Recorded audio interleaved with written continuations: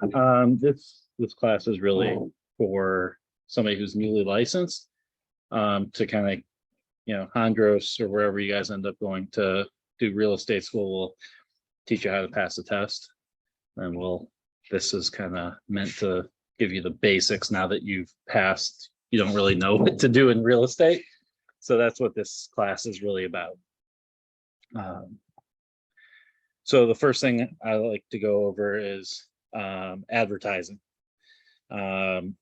So there's Ohio laws about how we can advertise our brokerage and ourselves. So our brokerage is Keller Williams Living. So if you guys join our office, you'd be Keller Williams Living. I would normally ask this question, but I know you guys won't know. So Living is actually our brokerage name. So the Keller Williams is a franchise name. But our office brokerage name is called Living. So as far as the state's concerned, Living is our brokerage. So when we have to advertise, the rules are that our brokerage needs to be advertised more predominantly than our names, our own name. So when they say that, it doesn't mean Keller Williams Living. It means Living has to be, the word Living has to be more predominant. So here's a couple examples. Which one do you think would be the right way to advertise my name? Yeah. Right. Yeah, exactly. So that one is more predominant. And the other ones aren't even, well, oops, how do we go back? This first one is Keller Williams Living Realty is not even our name. So the next one, obviously, my name is more predominant. And then the last one doesn't have the brokerage name at all. When we're advertising a listing, we need to, number one, make sure it's our own listing. So it's something that you've listed. If it's not, does it belong to Keller Williams Living? If it belongs to Keller Williams Living, another agent, if it's my listing and you want to advertise it, that's fine. You just have to get my permission before you advertise that listing. Within the brokerage, I don't know that anybody would ever say no to free advertising, right? I mean, you're gonna market it, and we're gonna get the listing side, and you could potentially get the buyer's commission on it. So I don't know that anybody would ever say no, you can't, unless there's some circumstance with the seller that they are trying not to advertise it certain ways. But typically, if it's with Keller Williams Living, you just need to ask permission, and permission should be granted. If it's not a Keller Williams Living, you would need to get the other broker's permission. So if it's, say, Howard Hanna listing, you'd want to get their broker's permission before you can start advertising that. That may not always come as easily as one within our brokerage. And yeah, I already said it's if it's a Keller Williams, you need the agent permission.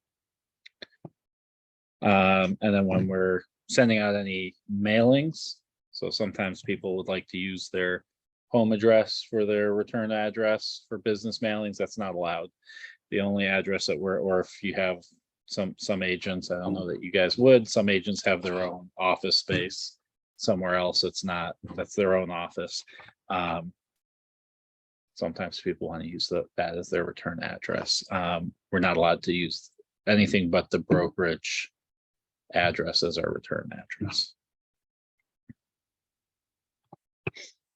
And there's all sorts of social media rules. So the big thing about social media that you need to remember is you need to remember to, first of all, to follow the same advertising rules about predominance.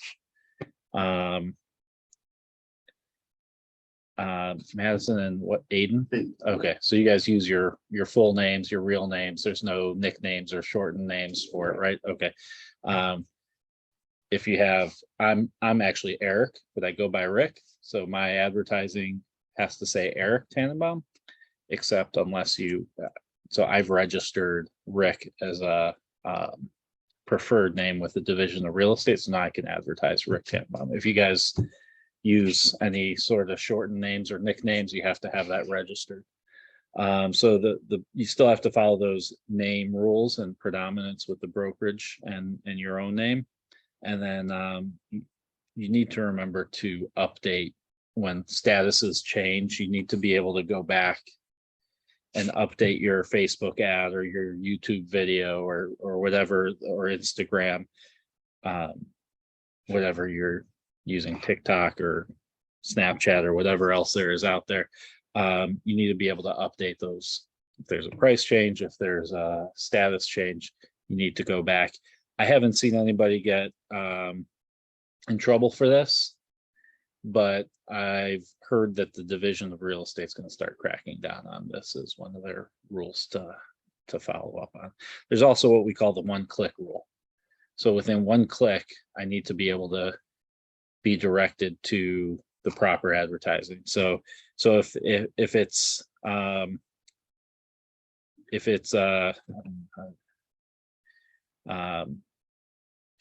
ad that isn't quite compliant, within one click of that ad, I need to be on a Keller Williams page. I need to know that you're an agent. I need to know that it's a Keller Williams listing. So it can't be buried 5 clicks away or tiny type at the bottom there. It needs to be very obvious within one click that this is a advertisement from Keller Williams, the brokerage. So the MLS has a whole bunch of rules. So you guys know the MLS is the multiple listing service, right? So that's where agents list their property. So if I take a listing, I put into the MLS, the multiple listing service. That's where, doesn't matter if you're a Howard Hanna agent, Keller Williams agent, Remax, mom and pop, we all, if we're a realtor, not every licensed agent is a realtor, but if you're a realtor, then you have to use the MLS as part of our agreement with that. And that's basically a one-stop where I can go in and I can see every house that's listed. Doesn't matter who the brokerage is, as long as it's a realtor, I have access to it, so I can take my buyers there or use it as comps. So there's all sorts of rules about listing entry, and we have a 48-hour rule. So within 48 hours of you having a contract, a listing agreement, it needs to be in the MLS. Within 48 hours of it going into contract, it needs to be listed like that in the MLS. So we need to make sure when we get a new listing, it's in there promptly.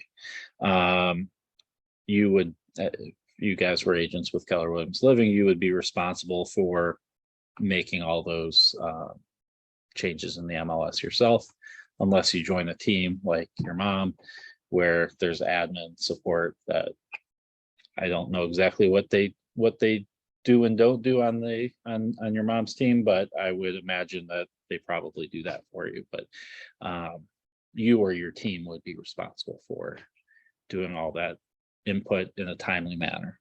And if you don't, they fine you. The MLS does audit. They do random checks. So when I change a status to sold or to pending, oftentimes I'll randomly get an email saying, so spot check, send us your contract. Let me make sure that you changed the status in that 48 hours. And it's pretty easy. I send it to them. They say, okay, cool, you're good. Or you missed the deadline. I think it's $100 fine for that. So there are fines that they can assess against us. There's a couple other statuses. So once you add it in, it's active. And then once you accept an offer, you're going to go into a status called UCAS or UCNS, under contract allow showings. You have a contract, you can't sell it to anybody else, but maybe you want to keep on showing it because in case this deal falls apart for any reason, you can have somebody who's already seen it ready to go. So that's one status you can change it to. The other one, which is more common, which is under contract, no showings. We've accepted an offer. Seller doesn't want to have to leave their house for an hour every day or a couple hours every day for showings. So this is probably the more common, the under contract no showings. The 48-hour rule we talked about, that's really 2 business days. It's not truly 48 hours, it's 2 business days. So if it's by 11:59 p.m. 2 business days later. So it could be, if it's Friday at noon, you have till Tuesday at 11:59 p.m. So the 48 hours is not quite the right name for it, but oops. We've got a 24-hour rule. This is from the National Association of Realtors, that as soon as you start advertising it to the public, within 24 hours, it needs to be in the MLS. So that 48-hour rule, once you stick a sign in the yard, that's advertising to the public. It needs to be, National Association of Realtors says it needs to be in the MLS within 24 hours at that point. If you put an ad up on Facebook for it, you've got 24 hours to market it to everybody. Basically, there was brokerages that were trying to sell things in-house, and I, as a realtor here, didn't know about what they had over there at that brokerage, and it was sold by the time my clients missed out on it, and it was just not. So that's why that's why they put that rule in, and it's called the clear cooperation rule. MLS has classes available. So once you guys become licensed and you join a brokerage, hopefully here, you'll have to join the MLS, and they have classes to teach you how to use the MLS. I don't know if you've ever seen your mom playing around on it. Not really. Not that I know of. Okay. I mean, I've probably. Okay. Yeah. So yeah, so they'll teach you. You'll actually, before you can have access to it, you have to do a class. So you'll learn how to use it, and it's pretty simple once you get it there. And then there's also another status called temporarily off the market. So if I have a listing and my seller says we can't show it for this many days. Now the rule is if you can't show it for more than 2 days. So on day 3, if it's not available to show within 3 days, then I have to put it temporarily off the market. Might be, I've got family in this weekend, so Saturday, Sunday, no showing. We could show it Friday, we could show it Monday. You don't have to take it temporarily off the market. But if they say, oh, family's still here on Monday, so no showing Saturday, Sunday, Monday, now we have to take it temporarily off the market. And there's a little place for a broker or marks, and you have to specify when it's back to being available. So 2 days or less, we're allowed to block off showings. More than 2 days, we have to change the status to temporarily off the market. And then you have to put it back in to active status once it's available for showings. The MLS has fees. So this is important for you guys to know if you're thinking about getting into this business, that it's going to cost you money to be in this business. The MLS costs $228 every 6 months. When you first join, it'll be prorated. Everybody pays in March and September. So if you get licensed and join in December, you'll pay a prorated amount for December till March, or till the end of February. Then you'll pay again the full amount in March. Keep on hitting that. Included in your MLS fees is Supra access. What that is electronic lock boxes. We don't really use it up here in Cuyahoga County. I feel like are you in Summit County? Yeah, I feel like they might use it a little bit more in Summit County. And I don't know about Youngstown. I don't even know what county that is. Is that Stark? Mahoning. Yeah, I know nothing about that area. I don't know if they use those Supra keys or not. In Cuyahoga County, most everybody, I can tell you the last time I remember seeing electronic lockbox. They're more secure, so it's safer for your seller client, because if you don't have that electronic key, you can't And actually now it's an app on your phone. So if you don't have it on your phone, you can't get access into that lockbox. But in Cuyahoga County, most people use combination lockboxes. I think in Summit County, most people still use combination lockboxes too, but you'll find these super boxes more common there than you would up here. MLS, we have to put at least one photo. And if you only put one photo, it has to be the front of the house. We can put up to 35 photos. I recommend getting as many photos as you can, because that's what's going to help sell the house. So me personally, I hire a professional photographer for every, I don't care if it's a $50,000 house or a $50 million house, I'm hiring a professional photographer for all of my listings. But if you want to do it on your own camera, if you have a fancy camera, if you want to just do it on your cell phone camera, that's fine. You just need to make sure that you have at least one photo of the front of the house. And then the last thing is you can never advertise your services as a free service. So your buyer, so we get paid a commission on the sale. That commission is negotiated between the listing agent and the seller. So when I list my property, I tell the seller it's going to cost them X%. And from that, I'm paying the buyer's agent. I put in the MLS how much I'm paying a buyer's agent. We have to accept that commission. It's our contract with the MLS. So if it says it's 3%, that's what we get. If it says it's 1%, it's really not great, but it is what it is, and that's what we accept. Even though our buyer is not paying us for that service to work for them and negotiate for them, we're never allowed to advertise it as free because we're not working for free. We are getting paid. We're not getting paid by our client necessarily. We're getting paid by from the seller's proceeds of the sale, but it's not a free service that we're giving our clients. This, I don't think you guys really need to know this, but this is all of our office information. So every brokerage has a license number. So that's our brokerage license number, our employee identification number. That's like a federal tax ID number. Sometimes you may need that if you're getting like a referral fee from another brokerage. We're allowed to get referral fees. My brother-in-law moved to Chicago, so I found him an agent in Chicago. I got paid a referral fee on his purchase in Chicago. So for that, in order for them to pay us that referral fee, they needed to have the tax ID number. That's what that is.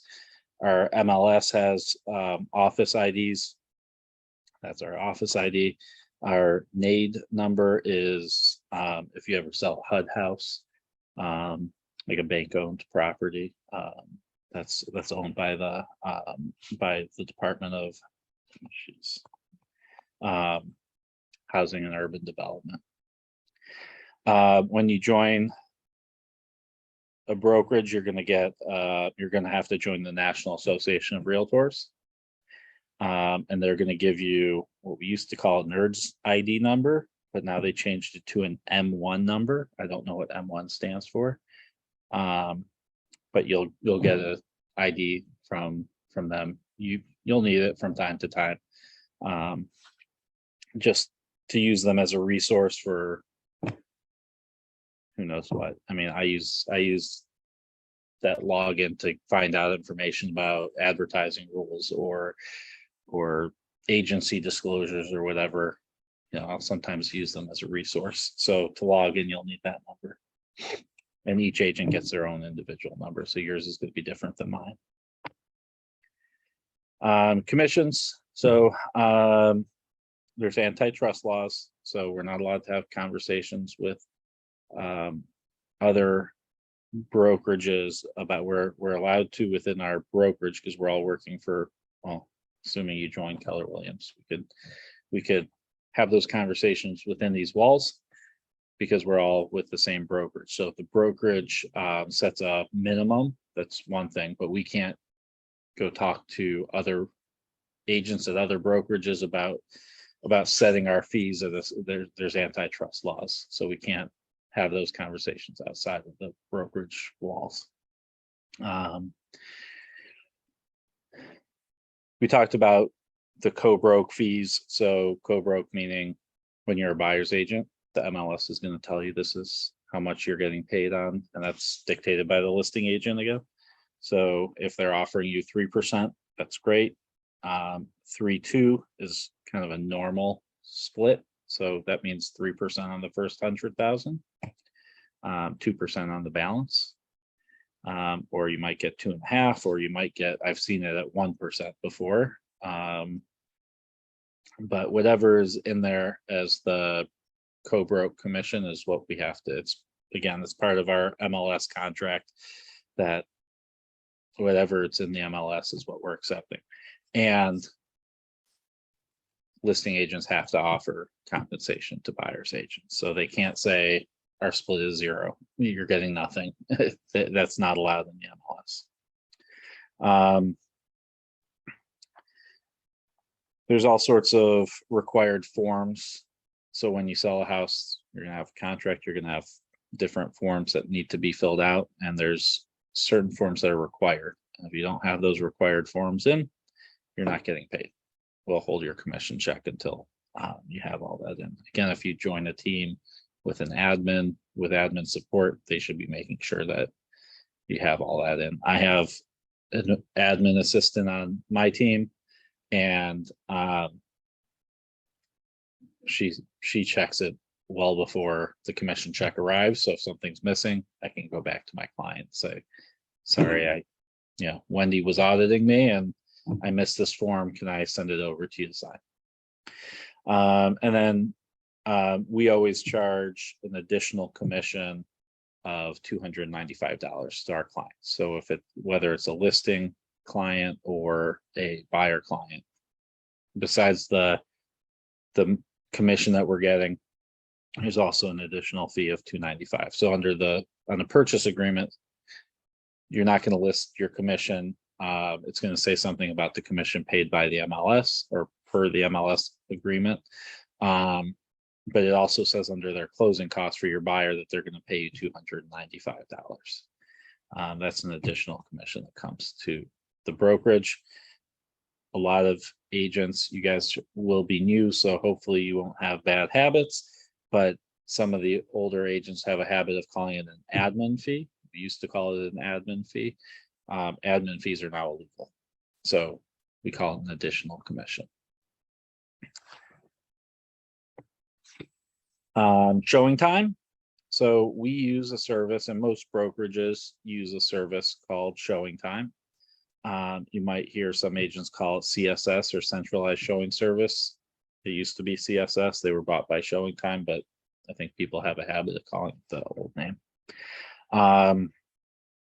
So when you get a listing, what Showing Time does is they're basically a call center. So when I want to show one of your listings, I'm not going to call you and say, hey, Madison, how do I get in? I want to show it tomorrow between 1 and 2.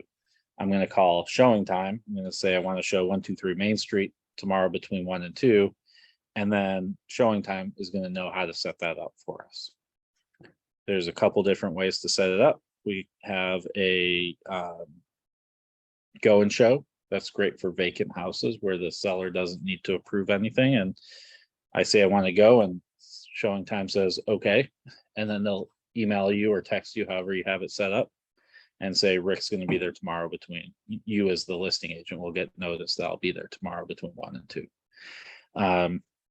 There's something called a courtesy call. That's also usually good for vacant houses.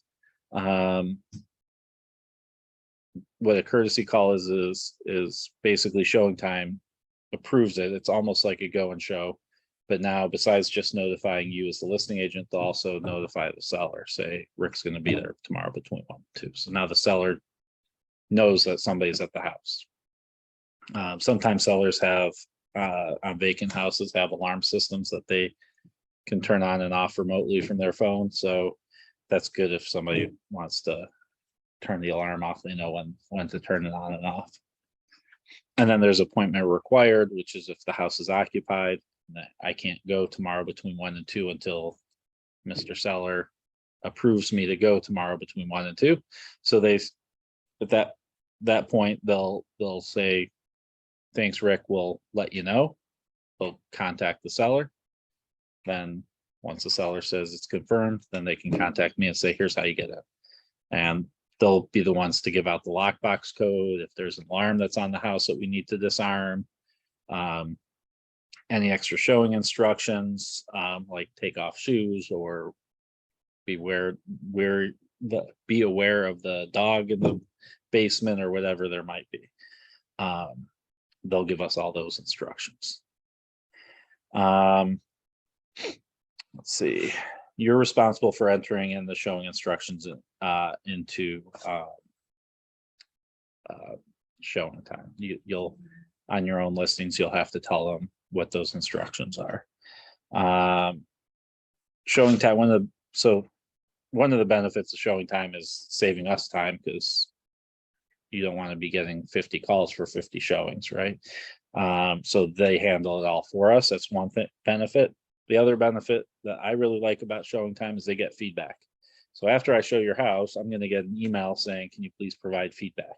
Sometimes it's just a generic text box where I can type in my feedback. Sometimes it's what do you think about the price? Just right, too high, or too low? Like it'll be, predetermined questions, like a survey. And that's up to you how you set it up. I usually just set up a generic text box that they can type to me, but some people prefer that survey. That feedback is important. So if you're a showing agent, I ask everybody in our brokerage to provide feedback, because it's really helpful for the seller. I like to take that feedback and give it back to my seller, so that they understand we've had 10 showings and we don't have offers, and everybody's saying, the house is too dated, the house is dirty, just the price is too high. Any of that, when I explain the feedback to my seller, I always tell them that everything comes back to price. The right price, every house will sell, no matter how beautiful or gross that house is. At the right price, somebody's going to buy it. So if the feedback is it's too dated, it really just means it's too dated for the price, because somebody won't mind fixing it up if it's priced appropriately, right? So that's how I use that feedback report. You can also, like we talked about, if there's families in for Christmas and you don't want to show the house, your seller doesn't want to show the house, that's where you can block off showings. Just remember the MLS rule, which just changed this year, that if you block it off for more than 2 days, you have to take it temporarily off the market. So that's showing time. You guys have questions still now? Okay. I know you guys haven't even started classes yet, so some of this is probably very foreign to you, but it's, if you're thinking about whether to get licensed or not, this may be a good introduction to what we really do, because Hondros isn't going to teach you what we really do. They're going to teach you how to pass the test and get your license. When you have a contract, so we're going to sign a listing contract so that we have the exclusive right to list your home, that we're your agent, or we're going to have the purchase agreement, which is just like it sounds, the agreement to purchase the contract that you're going to be the buyer of that house. Who needs to sign that contract, whether it's a listing or a purchase contract? So the first thing is, if the person is single, then just one person. Ohio has what's called dowry rights. So if you're married, your spouse it takes one spouse to buy in Ohio, it takes 2 spouses to sell. So I could go buy a house today, and that's no problem. I can close on it, I can buy it. But if I decide to sell that house, even though my wife wasn't one of the buyers, she needs to sign to sell. So Dower rights is something only 3 states have it. It's like Ohio, maybe Kentucky and Alabama or something like that. We're one of 3 states that still has dower rights. So one married person can buy, but you can't sell it. The catch to that is most of our buyers are buying with mortgages, so a lender's going to have a problem with that. So if I was buying a house today cash, it's really easy. If I was buying a house with a mortgage, my wife is going to have to know about it because she'll have to sign on the mortgage documents. She'll have to waive her dower rights if I was buying it by myself, but I'm married. So if your clients are married, I think the best practice is just to have both spouses sign. Even if it's a purchase, I think it's best practice to have both spouses sign. If it's a trust, you need to know who the trustee is. And I suggest getting a copy of the trust documents because there's a lot of different ways people can have their trust set up. I'm selling a property now that's in a trust, and they are husband and wife are co-trustees. So that means neither one of them can sell it on their own. They both have to sign on this trust. Sometimes it's a successor trustee. Sometimes just one is a trustee. Sometimes it's a successor trustee. So if the trustee passes away, then the kids or the spouse or whoever becomes the. So you need to know who's signing for a trust, because if you get the wrong signature and the real trustee says nope, you just did a lot of work for nothing. Same thing with an estate. You need to understand who's the executor of the estate. And a lot of times with estates, there's multiple. Usually there's all the kids are somehow having to sign off on it. If your clients are divorced, this can get tricky. Oh, I was right. I didn't look down at the bottom of my. I think I said, did I say Alabama? It's Arkansas, but I was close. I didn't look down at my list. Okay, so if it's a divorce situation, if the clients are already divorced, that's fine, right? They're not married anymore. There's no dower rights anymore. If they're divorced and the wife has the house and now the wife is selling the house, oftentimes the title company will want to make sure that their divorce is final. You might have to get a copy of the divorce decree that actually would state that Mrs. Seller is the one who has the house and can sell the house. But if they're buying before they're divorced, and I've had several buyer clients come to me that they're in the process of being divorced, but they're not divorced yet. And Mrs. wants to go buy a house for herself. And I have to explain to them, talk to your attorney first, because what happens is if you buy that house before the divorce is final, it's a marital asset. And so remember, one spouse can buy, but it takes 2 to sell. So now it's a negotiable item in your divorce settlement.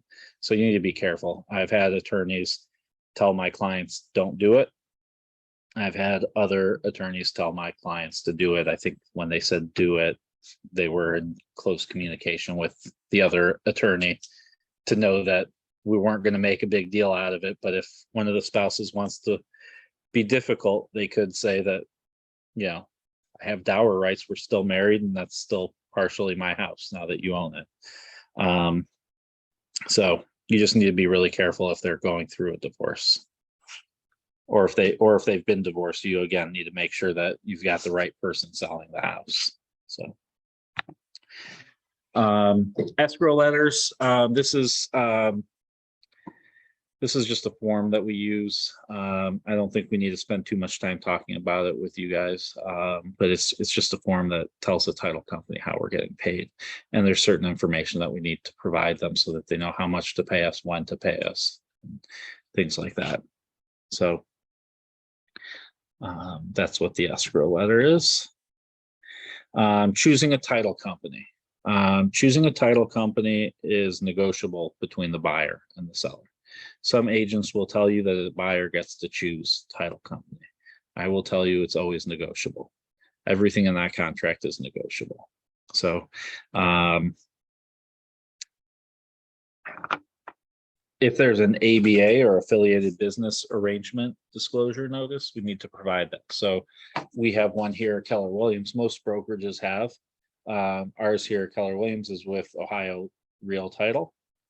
So if we're using Ohio Real Title, we have to disclose that the brokerage has a partnership with them, even if you're not receiving dividends from them directly, the brokerage is, so that needs to be disclosed.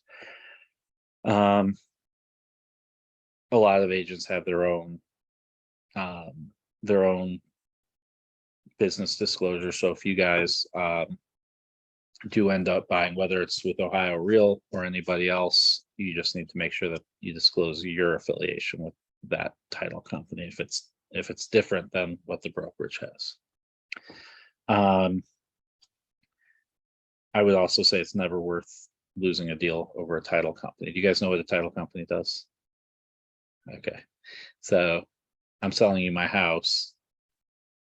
You want to make sure that I'm really the seller, that I am able to sell the house. You want to make sure that I'm selling you the house clear of all liens. So a lien could be something simple like a mortgage. I borrowed money to buy the house and that needs to be paid off. Otherwise you're going to get stuck with it.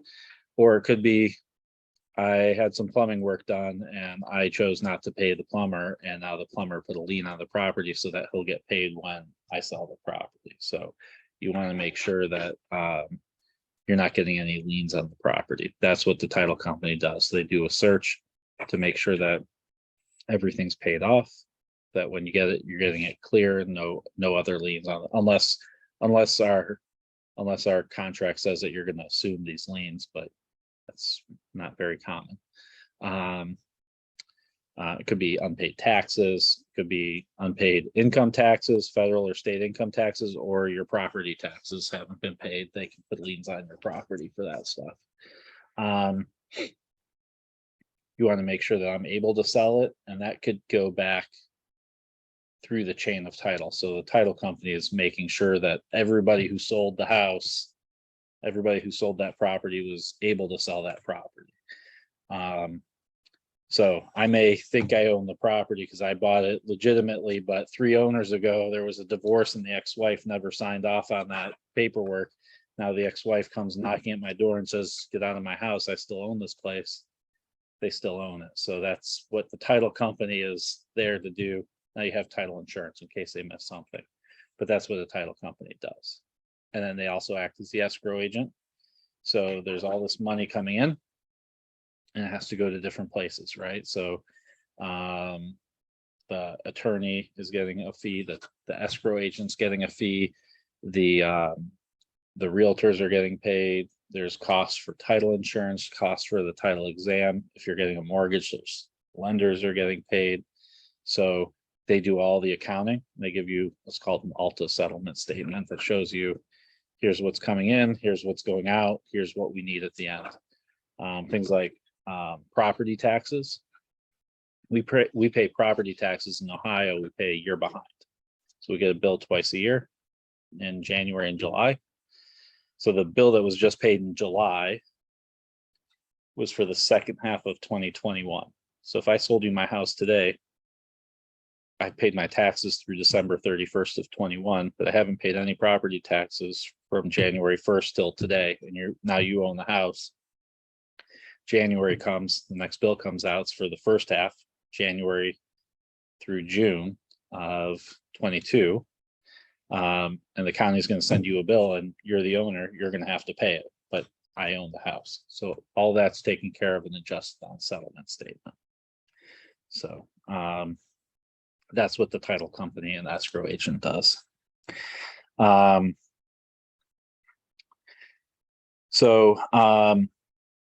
Yeah, we never lose a deal over a title company. And then if the seller's paying buyer closing costs, the seller has a choice. So I think when I've argued with I think RESPA laws, which is our real estate laws, does say that the buyer gets to choose a title company. But if seller is paying some of their fees, which hasn't been very common for the last 2 years while this market's been crazy, but it was prior to our COVID time, and it probably will start coming back now as interest rates are rising and buyers need some assistance. If that seller is giving some closing cost assistance to if the seller is giving closing cost assistance to the buyer, then I think the seller has every right to choose that title company. There's home warranties. So we use in our office America's Preferred Home Warranty. Basically, it protects the buyer for 12 months after closing. So say you bought the house, you did a home inspection, furnace and AC were working beautifully, there's no problems. Well, day one, you own the house and the furnace doesn't kick on. I've had that on literally the first day they're moving in, go to turn the heat on, and it's not turning on. It covers that buyer for 12 months. It's just an insurance program, right? So for $100 deductible, the seller pays or somebody pays it. Oftentimes a seller, but a buyer can pay it or an agent can pay it, but somebody paid at closing a premium of $499 so that you have this warranty. And then if that furnace or water tank or something that's covered, a covered item, goes bad in that first 12 months, then with $100 deductible, you get that furnace repaired or replaced. And I always put a little asterisk next to that for my clients because that $100 deductible has limits. It's got all sorts of fine print. So when they say they're going to cover an AC unit, I think they have a max coverage, max benefit on ACs of, I forgot, it's somewhere around $2,000 plus or minus, I think. Well, air condition to replace, it might cover a repair to an air condition, but if they can't repair it and they need to replace it, it's going to be more than what the allowed coverage is. So I always put that little asterisk there. Just, I mean, it's still nice to have, $2,000 worth of help on a $4,000 air condition. This says fill out the data collection sheet, but actually it's easier than that, but you could still do a data collection sheet. There's America's Preferred. If you go on their website and fill in a little bit of information, they'll actually pay you for selling that home warranty. So Keller Williams, when I sell a home warranty, Keller Williams gets $100. Keller Williams then splits that 50-50 with the agent. So I get $50. The office gets $50 every time we do a home warranty with America's Preferred. So there's opportunity to make a few extra bucks selling these warranties. And then when we present our offers, whether it's when we present our contracts, whether it's a listing or a sale, we always need to present the America's Preferred contract, and there's a spot on there to accept it. Or if your client chooses not to offer it, that's totally fine. They have to sign a waiver. The reason is America's Preferred Home Warranty helps us with our Arizona emissions insurance. So if we get sued over that deal, if you guys are named in a lawsuit or the brokerage is named in a lawsuit for that sale of that property, America's Preferred will step in and help us with our defense, only if we've presented that client with the opportunity to take a warranty. So they don't have to accept it for us to get the help from them, but we have to present them the option to have it. That's a nice benefit of America's Preferred. A consumer guide to agency relationships. You guys will learn about this in Hondros. It's basically our statement. So take a step back. It's a form that the state of Ohio requires us to give everybody the first time we meet. We have to present it to them before we talk about anything confidential, because it's going to explain to them what an agent is and what our fiduciary duties are to our clients. And whether you're representing the seller or the buyer, it explains all that. So the state requires that we give it to them, and it explains our policy on agency relationships. So who you are able to represent. So at Keller Williams Living, you can represent a seller or you can represent a buyer. State of Ohio says you're allowed to be a dual agent, which is to represent both parties. Our policy is that we do not do dual agency, because how can you represent the seller's best interest and the buyer's best interest at the same time? I mean, the buyer's best interest, maybe not always, but usually is to get the property for the lowest price. And the seller's best interest, again, maybe not always, but it's usually tied to money. So to get them the most money for the property, how can you negotiate for both of them at the same time? It's pretty difficult. So our policy on agency is we don't do dual agency. That's all explained there. You're supposed to have your client sign it minimum of every 3 years. So if you're working with an investor who's, you're working with for multiple years, you should have it signed every 3 years. You don't have to have it signed for every particular deal. You just have to have it signed within every 3 years.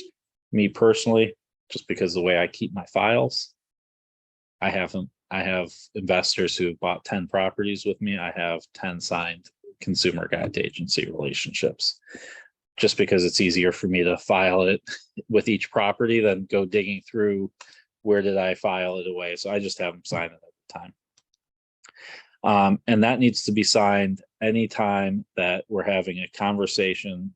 You shouldn't be having any conversations about confidential information before that's signed. So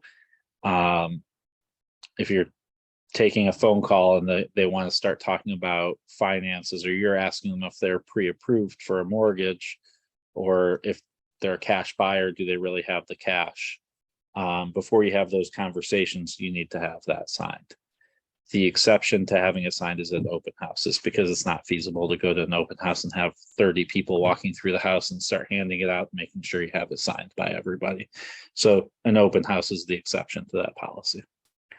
But if you get a phone call on one of your listings, you should definitely mention that you represent the seller, and you'd need to, before you get into those kind of conversations about finances and mortgages and things like that, you need to have that signed.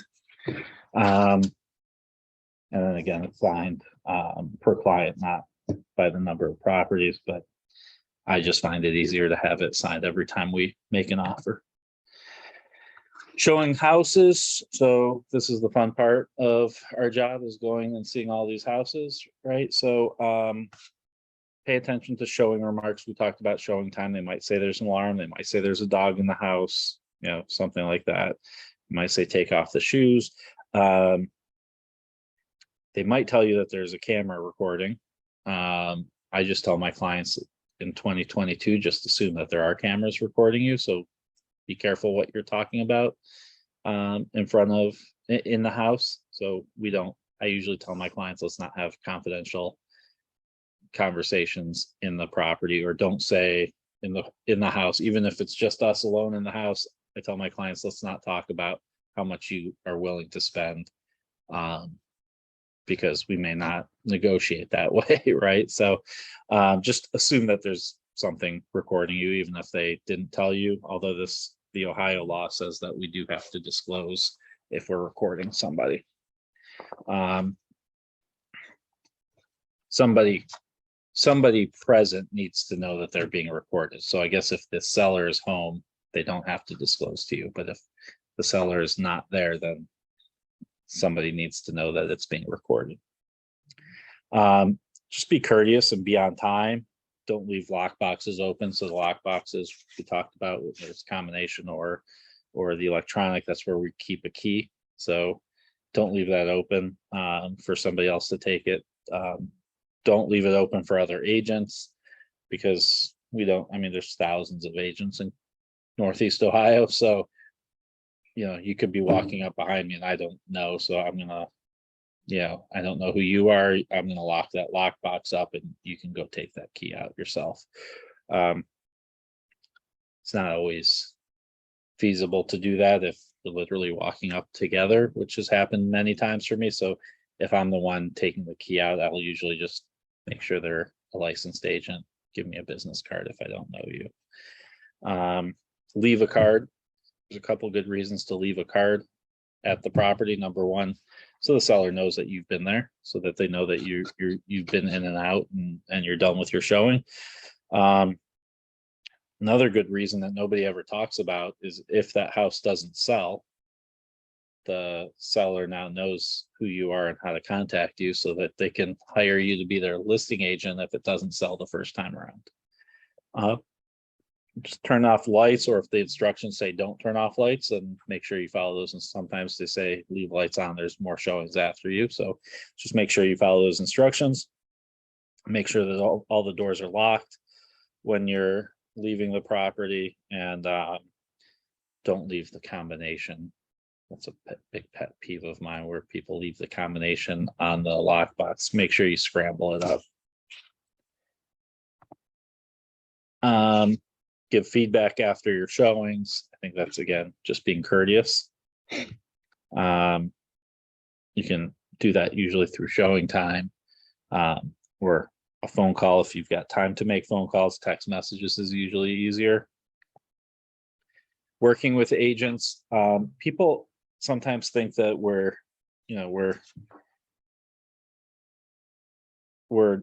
adversaries, right? I mean, yes, I have to represent my buyer's best interest, and your mom has to represent her seller's best interest.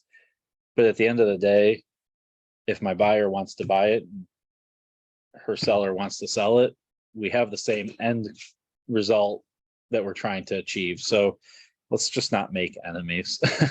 I always think you catch more bees with honey than with vinegar. I think that just being courteous with the other agents, we don't have to fight to work together. We have to work together. So just be courteous and communicate, things like that. Earnest money. Are you guys familiar with what earnest money is? Okay.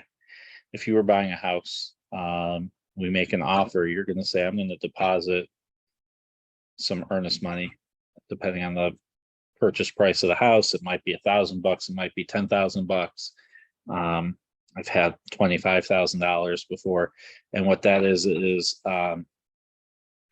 money showing you, the buyer, depositing this money today, even though you're not closing on the house today, and you don't have to have $400,000 today to purchase the house. You're showing the seller, look, I'm serious.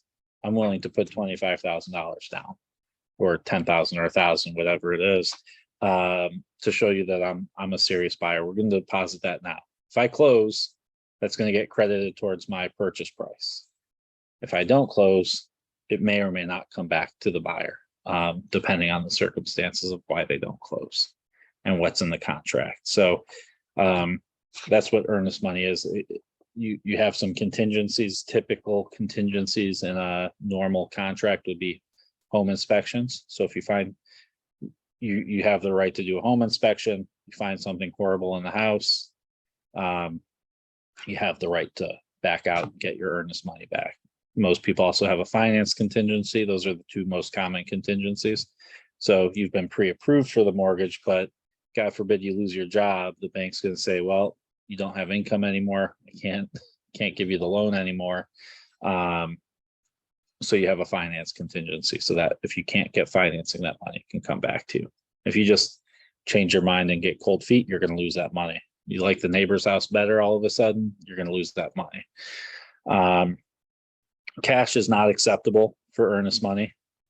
It's got to be a personal check or cashier's check, ideally a wire, because we don't want to touch checks here. Or what's even better is most title companies now are accepting online deposits. So that money is going to go to the title company in most cases, because they're handling all the accounting of the whole transaction, right? So most title companies, you can go on their website and just do a deposit there. It doesn't cost you money. A wire is also great, but that costs money for you to send a wire. Some brokerages will accept earnest money to be held at the brokerage. Keller Williams does not. We just feel like it's too much of a risk for us to hold it. So some brokerages may tell their clients, write the check to my brokerage, we'll deposit, we'll hold it. We don't do that. It should go to the title company. Collecting earnest money, just make sure you follow the contract. And if and when you guys are licensed, we'll get more into that conversation. But if your client fails to deposit, you need to make sure you're communicating with the other side that the earnest money was due and my client did not deposit in a timely manner, and I'm following up with them every day until it gets deposited. Who do you send a copy of the check to? So if you're sending a copy of the check, you should send it to the other agent. So if I'm the buyer's agent, you're the listing agent, I'm going to get that. My client's going to send that check to the title company. I'm going to take a copy of that check. I'm going to black out the account numbers. I'm going to send it to you as evidence that we were able to collect that earnest money. If they're doing that, a wire transfer or the online deposit, those are the two ideal ways to collect the money. Then I just get a receipt from the title company and I send that out to the other agent. How do they get their earnest money back? We kind of talked about that. If they find something wrong in the property, they cancel the contract, they can have it back. If they can't get financing, if those are the two common contingencies, sometimes there might be a home sale contingency. If they can't sell their home, then they might have it back. Or they close on the property. So I bought the house for $400. I put $10,000 earnest money. I owe you guys $390. And then what happens if the deal falls apart? Again, it really just depends why the deal fell apart. We talked about those settlement statements. I'm not going to get too deep into it because you guys haven't seen one before and you haven't even started classes yet. But that we kind of talked about, that's where that whole accounting that the title company will give you. That's the end of my slideshow. Do you have any questions? So that earnest money, where does it go? The deal falls apart and it's like their fault. Like, So if I am buying your house and I deposit earnest money and I don't have any contingencies, or I've removed all my contingencies and I just decide I'm not buying your house, the neighbor went on the market and that house is way nicer and priced better and I'm going to go buy that house instead. I'm going to send you a mutual release and you're going to say, oh, I'm not giving you your earnest money back. And as an agent, I would say, look, you got no right to get your earnest money back. You've breached this contract. You don't have, it didn't fall apart because of inspections. It didn't fall apart because of financing. It's just, you got cold feet. You either have to buy it or you're going to give that $10,000 over to the seller. Now the seller, would have to decide if they want that $10,000, because they may have $20,000 of damages, right? They've taken the house off the market for the last 30 days because they thought I was buying it and now I'm not. And now when they go resell the house to somebody else, they're not going to get the same price. So they may have more damages than that $10,000 earnest money. So they'll have to decide, okay, I'm going to take that earnest money.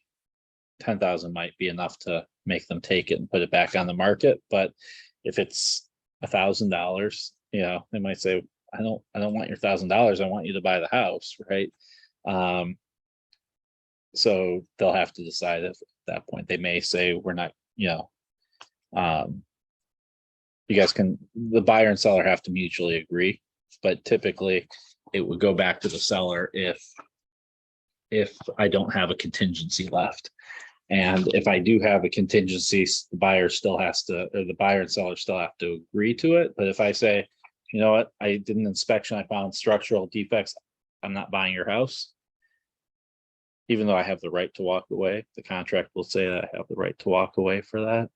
If you, the seller, are not willing to sign that mutual release, then that money is going to be tied up with the title company.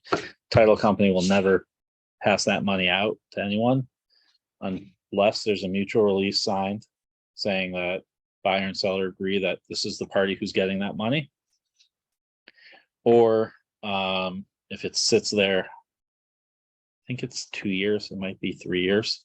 So at some point, they're not going to hold it forever and ever, right? There's a timeline where they're going to say, okay, at this point, we haven't received a court order, we haven't received a mutual release, we haven't received any sort of agreement between the buyer and seller. So we're going to send it back to whoever deposited that money. So I think it might be actually 4 years. I'm not sure.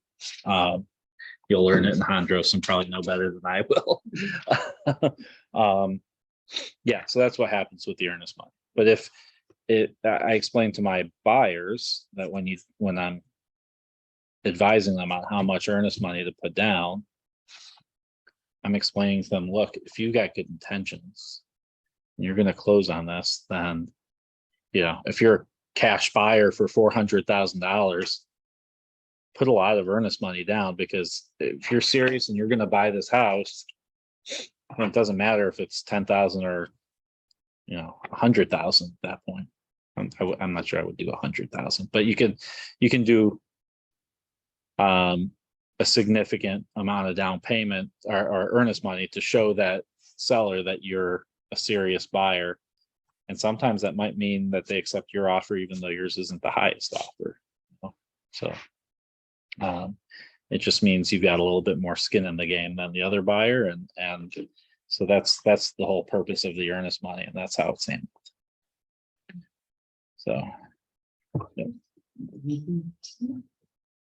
I think that was hopeful though. Okay, cool. Yeah, it's can stop recording.